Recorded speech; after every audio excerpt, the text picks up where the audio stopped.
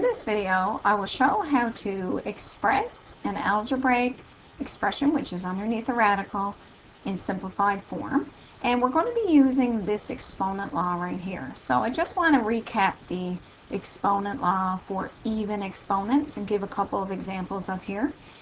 When we look at rewriting the square root, we said that means the same thing as 1/2.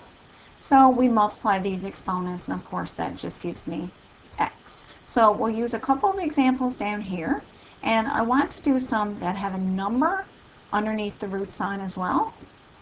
So let's look at the first one, 9x to the power of 4.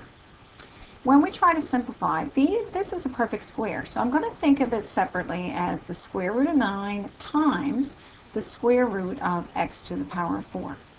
Now, I don't need to show this step every single time.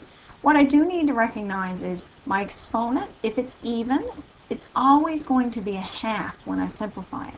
So the square root of 9 is 3, and I can just automatically say that the square root of x to the power of 4 will be x to the power of 2, using this rule that I just showed up above.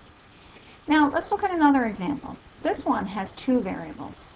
So let's suppose we had something like 121 x to the power of 2, y to the power of 6. I know that the square root of 121 is a perfect square, is going to be 11, and I have these variables, and when I look, they're both even exponents again. So the square root of each of these, again using this rule, they're just going to be a half. So this will just result in 11 x to the power of 1, y to the power of 3. Now, let's suppose that we have a number inside of the radical that isn't a perfect square. So let's suppose we had something like 12x to the power of 6. I know that x to the power of 6, because it's underneath the root sign, is going to be x to the power of 3 when I simplify it. So I'll just rewrite it over here for a second. Think of these as separate. Now, let's simplify the square root of 12. Let's look for the largest perfect square. So that would be 4. And the square root of 4 is 2. So that just becomes 2 root 3 as a mixed radical. So I'm going to go back here and replace the square root of 12 with 2 square root 3.